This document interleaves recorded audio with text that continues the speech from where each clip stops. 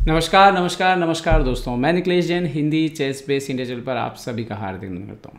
दोस्तों, आज FIDE grand Swiss का चौथा राउंड खेला गया और आज के हाईलाइट रही कि भारत के शीर्ष खिलाड़ी इस टूर्नामेंट में पेंटाला हरिकृष्णा, जिनसे बड़ी उम्मीदें हैं, जिनकी शुरुआत इस टूर्नामेंट में जो है अच्छी नहीं रही थी। पहला मैच उनका ड्रॉ हुआ था कोवालेव के साथ, जबकि दूसरा मैच वो अलेक्सी ड्रीव से हार गए थे, जो कि एक्सपेक्टेड नहीं था।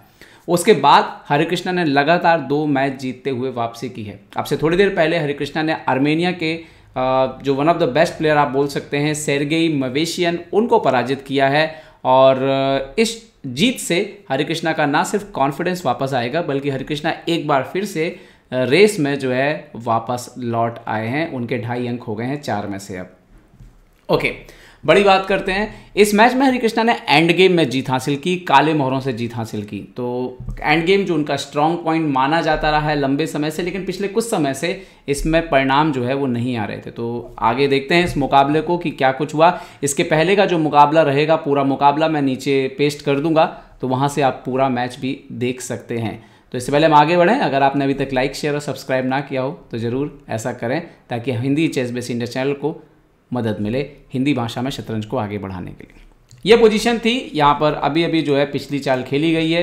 20वीं चाल में रुख जो है F1 पर आया है और इस क्वीन पर जो है अटैक किया है।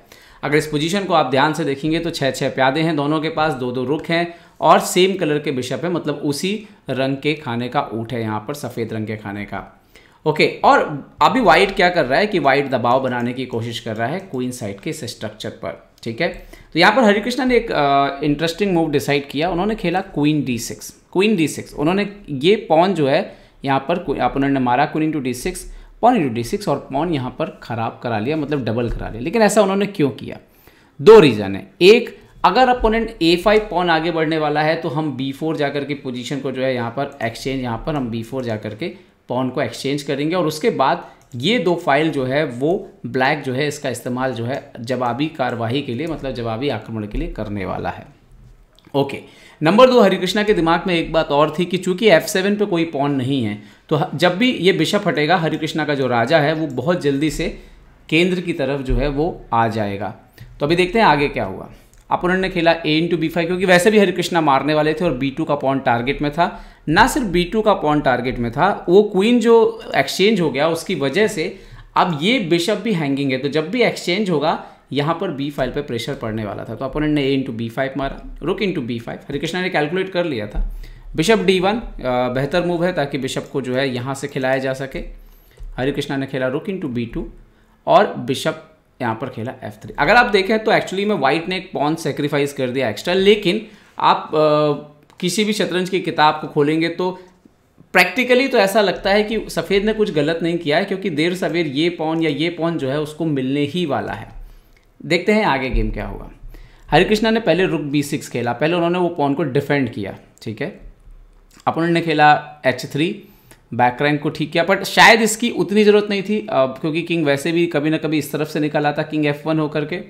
खैर, ये एक एक्स्ट्रा मूव आप काउंट कर सकते हैं। रुक C8, अब रुक C8 फ़ायदा मिला, वो जो पॉन आपने ख़राब किया, स्ट्रक्चर ख़राब किया, यहाँ से हटा, अब उसका फ़ायदा आपको मिला कि C3 के पॉन पे एक टारगेट होता है। रुक A3 खेला यहाँ पर सेर्गेई ने। ओके, अब हरिकृष्णा अपना किंग लेकर के आ गए। तो आप हरिकृष्णा को देखें तो पिछले 2-3 चालों में उनके दोनों रुक जो है वो अच्छा काम कर रहे हैं, उनका किंग जो है वो बोर्ड पर आने लग गया है, जबकि ब्लैक वाइट के साथ जो है वो अभी ऐसा नहीं है। ठीक है, उसका सिर्फ ये रुक ठीक है। ये बिशप का फ्यूचर कितना अच्छा है वो देखना होगा। आगे क्या हुआ, रुक A यहाँ पर रुक A1 चला गया। ओके, और A6 के पॉइंट पर टारगेट किया। हरिकृष्णा को कोई समस्या इसलिए नहीं थी क्योंकि हरिकृष्णा ने जो प्लान करके रखा था उसके हिसाब से वो A6 का पॉन देने वाले थे, इवन D6 का देने वाले थे, लेकिन बदले में C3 लेकर के उनको ये पास पॉन जो है वो आगे बढ़ाने का उनका प्लान है। अब देखते हैं इसके लिए वो क्या करते हैं, किंग को लेकर के आते हैं, किंग E7। ओके, अब यहाँ पर रुक A6 मारेंगे तो वही वेरिएशन हो रहा है। यहाँ पर आप देख सकते हो कि अगर आप रुक A6 मारते भी हैं तो रुक A6 और रुक इंटू C3, और ये ब्लैक के लिए बिल्कुल बेटर है क्योंकि पॉन भी बच गया और कोई समस्या भी यहाँ पर नहीं है। तो रुक E1 पहले चेक दिया ताकि किंग को थोड़ा दूर किया जा सके। तो किंग गया F6, ना वापस वो जो है रुक E1 चले गए। हालांकि कंप्यूटर में एनालिसिस पे साफ दिखता है कि रुक E3 का मूव ज़्यादा ठीक होता है, ताकि राजा को कट ऑफ रखा जा सके थोड़ी देर और के लिए, जब तक कि आप अपना किंग ना ले आएँ। ओके, उन्होंने वापस रुके E1 गए। तो अगर आप देखें तो सफ़ेद की चालें पिछले 3-4 चालों में थोड़ी सी ख़राब हो रही है, मतलब रुक बार बार मूव हो रहा है और उसको कुछ अभी तक हासिल नहीं हुआ है यहाँ पर। ओके, और अब यहाँ पे हरे कृष्णा की एक जो मूव थी वो बहुत ही इंपॉर्टेंट थी, बिशप E6। क्यों? क्योंकि इस बिशप का इस्तेमाल जो है वो आने वाले समय में होने वाला है। आप सोच सकते हो कि इस डायगोनल में रखना था तो बिशप G6 डायरेक्ट भी रख सकते थे, लेकिन बिशप E6 के पीछे हरे कृष्णा का एक कैलकुलेशन था जिसमें उन्हें अपने किंग के लिए एक छांव बनानी थी, एक शेल्टर बनाना था। अभी आपको वो समझ में आएगा। रुक इंटू A6, रुक इंटू A6, रुक इंटू A6, रुक इंटू C3, रुक इंटू D6। अब ये आप देखिए हरे कृष्णा यहाँ पे खेलते हैं किंग E5। ओके, और अब ये जो बिशप का लोकेशन है और ये जो किंग का मूव, इस एक तो ये पॉन आपका सपोर्ट में है तो आपको यहाँ से अगर आप जाते तो वो आपको प्रॉब्लम मिलता। दूसरा ये है कि किंग को एक शेल्टर यहाँ पर मिला हुआ है। ओके, रुक D8 खेला यहाँ पर वाइट ने, और ये जो चाल थी ये वो चाल थी जो ये साबित करती है कि चाहे सामने वाला खिलाड़ी कितना भी बड़ा हो, एंड गेम में सबके लिए लगातार सही चालें चलना जो है वो आसान नहीं होता है। यहाँ पर सही चाल क्या थी? यहाँ पर सही चाल होती रुक को B6 से हटा करके पीछे की तरफ ले जाना।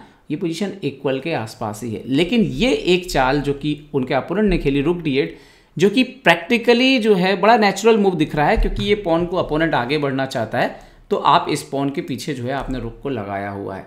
लेकिन ये जो चाल थी ये चाल गलत चाल साबित हुई। हरे कृष्णा ने पहले तो चेक दिया। ये गुड मूव क्यों है? ताकि इस पॉन का ये जो रास्ता है इससे राजा को थोड़ा दूर भेजा जा सके। तो राजा गया किंग H2 फोर्स, और फिर हरे कृष्णा आते हैं रुक C8 और यहाँ पर फोर्स रुक एक्सचेंज हो गया। ओके, अगर रुक B6 होता तो ये पॉसिबल नहीं था, रुक एक्सचेंज बिशप C8। और इसके साथ ही ये पोजीशन जो है टेक्निकली जो है यहाँ पर तकनीकी तौर पर ब्लैक के लिए विनिंग है। क्यों विनिंग है? आप हमेशा ये नियम याद रखें कि जब भी सेम कलर के बिशप होंगे, मतलब एक ही रंग के ऊँट का एंड गेम आएगा, तो अगर एक पोस्ट पॉन किसी के पास है तो बिल्कुल उसके चांसेस जो है बहुत ज़्यादा बढ़ जाएंगे जीतने का।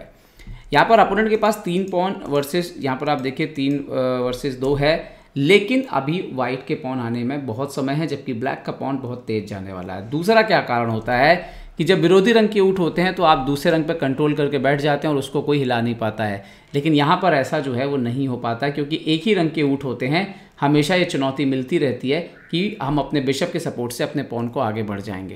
यहाँ पे क्या हुआ? King G3, so now D4 push किया, बिशप गया E2, सो नाउ यहाँ पर खेला king E4, bishop F3 check वापस, तो किंग E5 वापस, बिशप E2 वापस। तो हरे कृष्ण अपनी चाल बदलते हैं, खेलते हैं बिशप F5। अभी D3 और D2 जो है वो सीधा सीधा आगे आ रहा है। उन्होंने खेला bishop B5, so now D3। यहाँ पर अगर आप सोचें कि किंग F3 आएगा तो किंग D4 के बाद आप देखेंगे तो फिर से जगह जो है राजा को मिलेगी नहीं अपोनेंट के ऊपर जाने के लिए।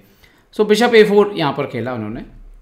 सो नाउ हरे कृष्णा ने किंग D4, किंग F4, सो बिशप E6, बिशप D1 गए अपोनेंट, क्योंकि वैसे भी किंग C3 वगैरह तो रुक ही नहीं रहा है। बिशप A2 खेला यहाँ पर हरे कृष्णा ने। ये बिशप A2 भी इंपॉर्टेंट मूव है, थोड़ा सा वेट आपको करना होता है, क्योंकि हरे कृष्णा जो है अपने बिशप को यहाँ पे चाहते हैं, तो वो बिशप यहाँ से यहाँ भी घूमेगा। Okay, H4, bishop B1, king F5, सो यहाँ पर बिशप C2 फोर्स है, या तो आप हटिए या मारिए, तो हट गए बिशप F3 पे। सो बिशप B3 इंपॉर्टेंट स्क्वायर, ताकि किंग को यहाँ से यहाँ आने से रोका जा सके। सो G4, नाउ D2, अभी D1 का स्क्वायर अपने कंट्रोल में है, क्वीन कभी भी बना सकते हैं, लेकिन बिशप मतलब पॉन जो है वो चला जाएगा क्योंकि अपोनेंट बिशप से मार देगा। यहाँ पर किया H5, so now bishop C2 check, ये भी गुड मूव, ताकि किंग को थोड़ा और दूर भेजें इस बार। और अब यहाँ पे क्वीन बनाया, ताकि क्वीन को दूर भेजने का पर्पज़ ये था कि यहाँ इस स्क्वायर से दूर करना था, इसके सपोर्ट से दूर करना था। किंग आता है F7, bishop into G4, king G7, तो यहाँ पर बहुत ही इंपॉर्टेंट मूव, वापस बचा लेना है पॉन को बिशप F5 से। और इसके बाद ये गेम जो था वो सिर्फ टेक्निकली था। किंग E4 सपोर्ट दिया, किंग G5, सो किंग E5, F4, सो किंग E4, और उन्होंने किया H6, सो बिशप D7। और इसके बाद यहाँ पर उन्होंने रिज़ाइन कर दिया, क्योंकि जो पॉन है वो बचना नहीं है, उनको मैक्सिमम वो किंग F6 आ सकते हैं, बट किंग F4 और अगर किंग G7 जाएंगे तो बिशप F5 के बाद सब कुछ बच जाएगा। तो हरे कृष्णा ने इस मैच में क्वीन D6 का जो एक्सचेंज था, मुझे लगता है कि वो टर्निंग पॉइंट था मैच का। और इस तरह के मुकाबले जो है वो हरे कृष्णा जैसे खिलाड़ी को, क्योंकि वो इस मामले में एक्सपर्ट माने जाते हैं, इस तरह की चीज़ों में, मुझे लगता है कि इस तरह की पोजीशन जीतने से हरिकृष्णा के खेल में काफ़ी और निखार आएगा, क्योंकि कॉन्फिडेंस भी बढ़ेगा ही। तो कभी कभी एक हार जो है वो आपको अंदर से जगा देती है, और वही शायद हरिकृष्णा के साथ हो चुका है। तो उम्मीद करता हूँ दोस्तों ये वीडियो आपको पसंद आया होगा। पसंद आया तो लाइक, शेयर और सब्सक्राइब करना ना भूलें। देखते रहिए chess base India. Chess base India के लिए मैं निकलेश जैन। जय हिंद। तो उम्मीद है आपको हमारे वीडियो पसंद आए होंगे। अपने सुझाव हमें जरूर दें और याद रखें, शतरंज की हर छोटी बड़ी खबर के लिए जुड़े रहें चेस बेस इंडिया चैनल से। जी हाँ, चाहे वो खिलाड़ियों के इंटरव्यू या फिर वो खेल का विश्लेषण, चेस बेस इंडिया हमेशा आपके लिए खबरें लाएगा सबसे तेज सबसे जल्दी। सब्सक्राइब करें Hindi chess base India channel को। अगर आप यूट्यूब पर देख रहे हैं तो सब्सक्राइब करें और साथ ही साथ बेल आइकॉन दबाना ना भूलें दोस्तों, क्योंकि इसी से मिलेंगे आपको सारे नोटिफिकेशन। फेसबुक पर देख रहे हैं तो जरूर लाइक और शेयर करना ना भूलें।